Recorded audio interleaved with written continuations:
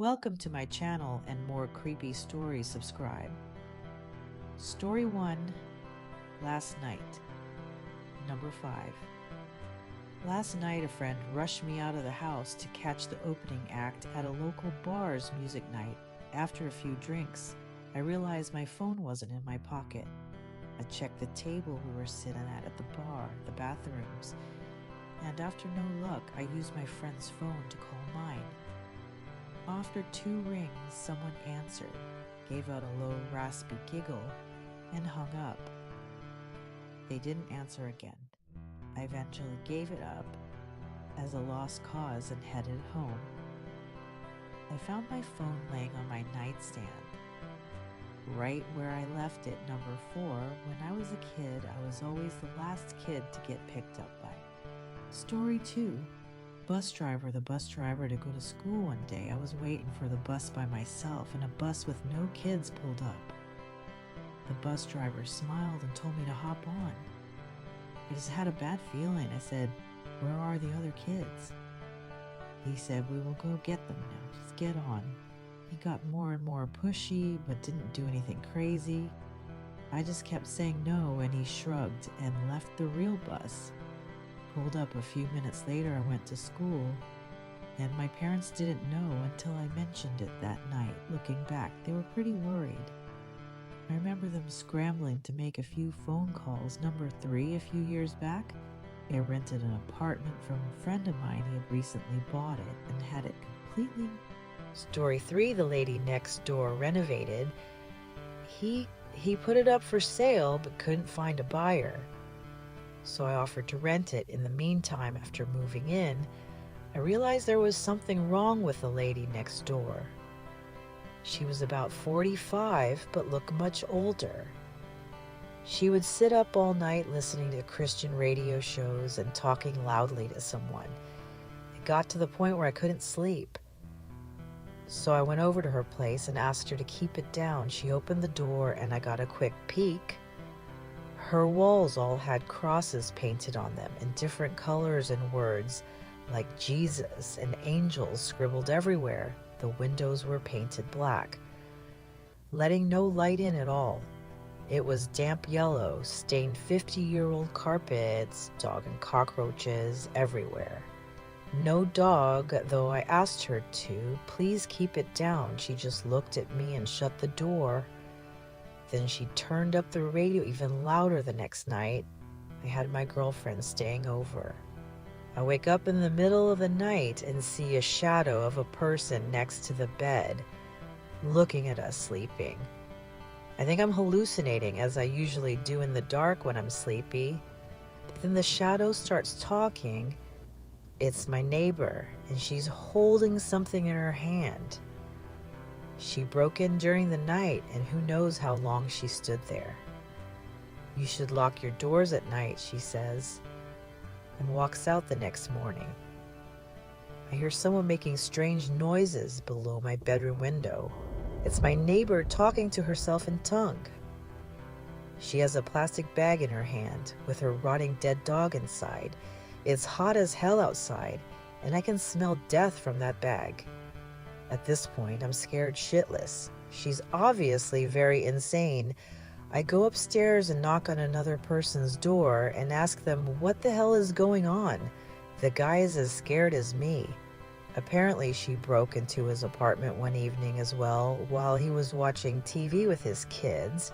He got up from the couch to get a snack, only to find her behind the couch staring at him holding a power drill. Come to think about it now, I know what was in her hand at this stage. I'm basically myself. I call the cops and they know all about her. Apparently she's a violent schizophrenic and she hasn't taken her meds, but they can't force her or enter her apartment without her permission because she owns it.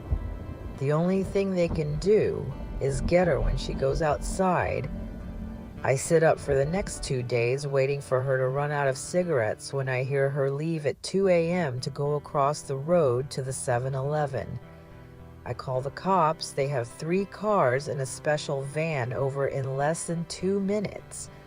They restrain her and throw her in the van and drive off to some institution. And in less than a minute, it's like she was never there.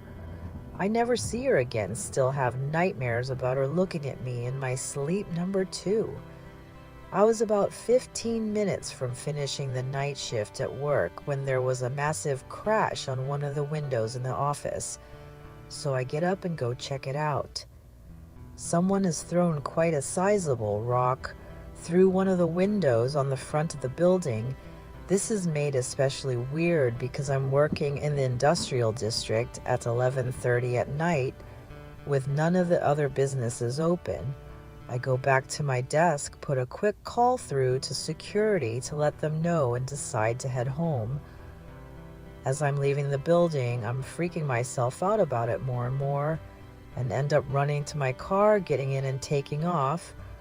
I'm almost home, and I've started to calm down a bit when I realized that I didn't unlock my car when I got in. It had been unlocked the whole time. I do a quick check with my hand in the back seat for any possible murderers that might be hanging around there, but there's nothing there. Fast forward about 30 minutes. I've called a friend of mine who says he's out drinking, so I decide I'm going to join him. I jump on my bicycle and start riding over. I'm doodling along the road on my bike. It's a nice night and I'm in no big rush, just enjoying the moonlight when I hear someone riding behind me. I straighten up and stick to one side of the road. He passes me really slowly, and when he's right beside me, he shoots me a smile, and I can describe it as purely insane. I kind of flinch, and am taken as he rides on. That's when I realize he's riding my mom's bike.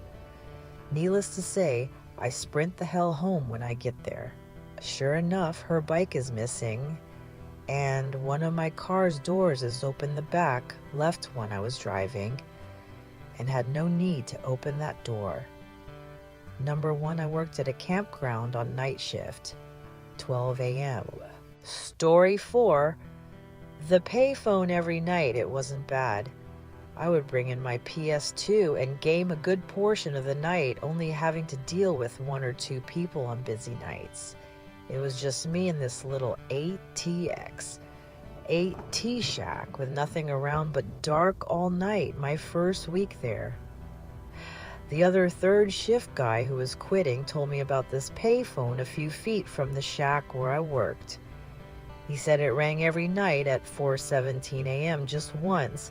It was probably just an automated test call. He guessed that he's never answered it himself. I go for a few months with the job. It was the middle of the summer, so most nights I had the windows closed so I couldn't hear the payphone go off. Mid-August, I started leaving the windows open during the night. Sure enough, at 4:17 a.m., every morning the phone would ring. Once the ring even sounded creepy, like the payphone was submerged in water, and then put where it sat one night. I got up the nerve to answer it. I set an alarm at 4:15 and would go wait at the phone until it rang. When it did, I answered it, but there was no sound, just dead air, like someone was on the other line but wasn't answering. I said hello a few times and hung up. I did this every night for a week with the same results. I didn't think anything of it and left it alone after that. For about a month, the first week of October, I decided to answer the phone once again. I set my alarm, and when the time came, I answered the phone. I repeatedly said hello into the phone. Then I heard what sounded like someone inhaling through clenched teeth. The voice that sounded was rough and sounded like he had gargled gravel. He said my name, my complete name. First, middle, and last, it was a voice. I've never heard my voice cut in my throat. And I hung up. I rattled some change into the payon and hit star 69. The number had come from California. I lived in Indiana. 2 words.